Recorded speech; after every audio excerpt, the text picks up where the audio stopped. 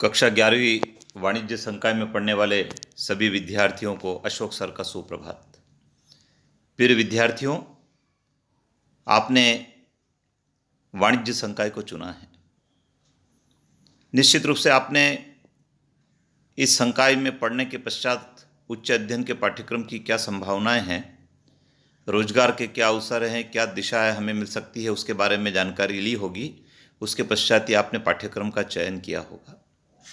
विद्यार्थियों, मैं आपको इस विषय से संबंधित कुछ जानकारी को पहले भी पोस्ट कर चुका हूं। उसी जानकारी में से एक टॉपिक मैंने आज आपको समझाने के लिए लिया है। आप लोग इसको ध्यान से सुने। सुनने के पश्चात आपके पास जो भी किताब है उस किताब से इस टॉपिक को और विस्तार से पढ़ें, समझें। उसके पश्चात इसके नोट्स अपनी कॉपी में स्वयं बनाएं, क्योंकि स्वयं के बनाए हुए नोट्स का बड़ा महत्व है। जो विद्यार्थी मेरिट में आए हैं उन्होंने अपने स्टेटमेंट में कहा है कि उन्होंने सेल्फ तैयारी की है, और सेल्फ तैयारी का मतलब है स्वयं समझकर नोट्स बनाना। और स्वयं के बनाए हुए जब नोट्स होते हैं तो वो याद भी जल्दी होते हैं और परीक्षा में जल्दी से लिखने में भी आते हैं। तो विद्यार्थियों, आइए जानते हैं आज के इस वीडियो का टॉपिक क्या है। इस वीडियो का टॉपिक है आज का पेशा क्या है तथा उसकी क्या विशेषता होती है। विद्यार्थियों, पेशा एक आर्थिक गतिविधि है। पेशा जीविकोपार्जन का एक साधन है। पेशे के संबंध में कई सारी परिभाषाएं अलग अलग लेखकों ने दी है, लेकिन मैं आपको बताना चाहूँगा, पेशा एक ऐसी आर्थिक गतिविधि है जिसमें कोई व्यक्ति अपने विशिष्ट ज्ञान, अनुभव, योग्यता के आधार पर अन्य व्यक्तियों को सेवाएं देता है, सलाह देता है, परामर्श देता है, और उसके बदले में वो कुछ रुपया शुल्क लेता है जो उसका पारिश्रमिक कहलाता है।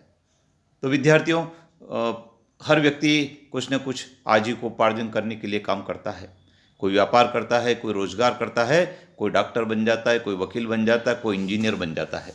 तो विद्यार्थी जो डॉक्टर होते हैं, इंजीनियर होते हैं, वकील होते हैं, आर्किटेक्चर होते हैं, सीए होते हैं, ये जितने भी लोग होते हैं, ये लोग विशिष्ट योग्यता धारण किए हुए होते हैं। इनके पास अनुभव होता है और ये जो काम करते हैं ये सेवाएं देते हैं, परामर्श देते हैं। किसी वस्तु का क्रय विक्रय नहीं करते, ये सेवाएं और परामर्श देते हैं। तो जो सेवाएं और परामर्श देने वाले काम हैं वो सब पेशे के अंतर्गत शामिल होते हैं।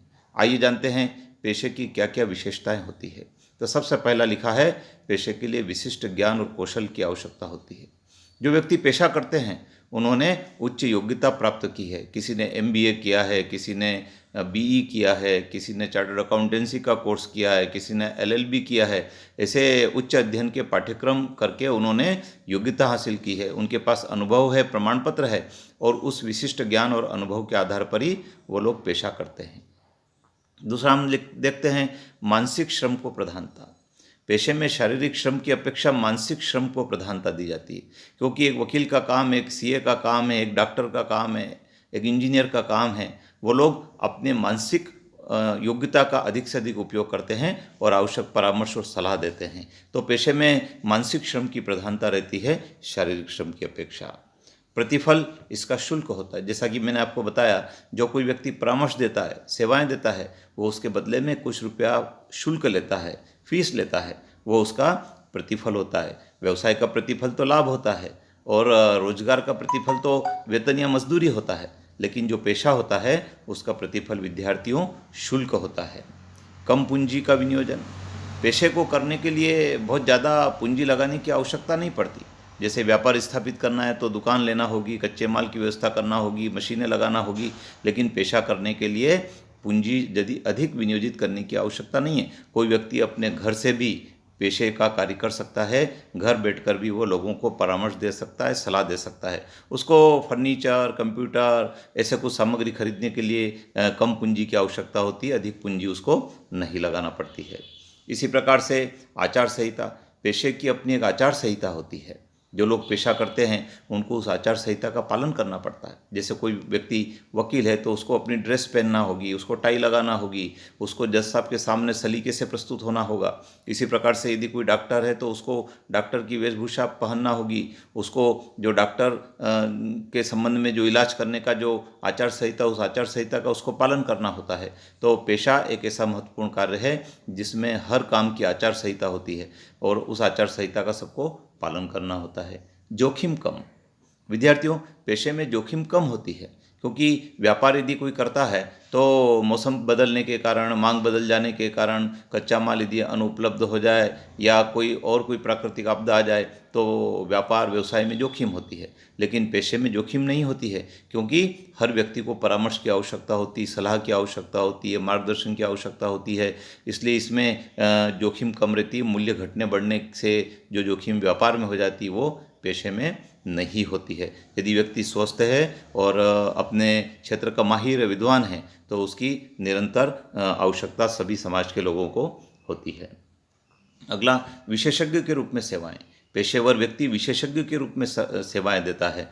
वो उसका विशेषज्ञ माना जाता है, उसकी समाज में अपनी एक रेपुटेशन होती है, उसको समाज में मान्यता मिलती है, कानूनी रूप से उसको मान्यता प्राप्त होती है, तो वह विशेषज्ञ के रूप में अपनी सेवाएं देता है।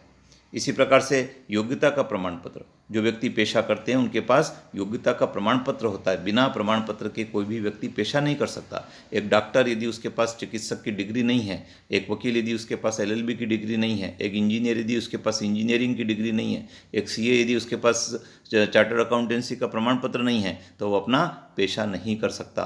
वो यदि पेशा करता है तो वह अवैधानिक माना जाता है। तो पेशे की एक खास विशेषता यह भी है कि व्यक्ति को विशिष्ट ज्ञान योग्यता तो हासिल है, लेकिन साथ ही साथ उसके पास डिग्री भी होती है, उसके पास प्रमाण पत्र भी होता है, जिसके आधार पर वो अपनी सेवाएं देता है। तो विद्यार्थियों, व्यवसाय, पेशा और रोजगार 3 ऐसी आर्थिक क्रियाएं हैं जिसमें मैंने आज आपसे पेशे के संबंध में चर्चा की है। अगले वीडियो में मैं आपको रोजगार के संबंध में चर्चा करूंगा कि रोजगार क्या है, वो भी एक आर्थिक गतिविधि है। विद्यार्थियों, आप इसको नोट कर लें, इसके नोट्स बनाएं और इसके ऊपर जो टेस्ट पेपर आपको प्रेषित करेंगे वो टेस्ट पेपर आप बिना देखें, ईमानदारी से, जिस प्रकार से हम कक्षा में हल करते हैं उसी प्रकार से अपनी टेस्ट कॉपी में हल करें। और जब स्कूल खुलेगा तब हम उसको टेस्ट कॉपी का मूल्यांकन भी करेंगे, जांचेंगे भी और आपकी उपलब्धि का आकलन भी करेंगे। विद्यार्थियों, अधिक से अधिक अपने मित्रों को इस वीडियो को पोस्ट करें जिससे कि उनको भी इसका लाभ मिल सके। धन्यवाद।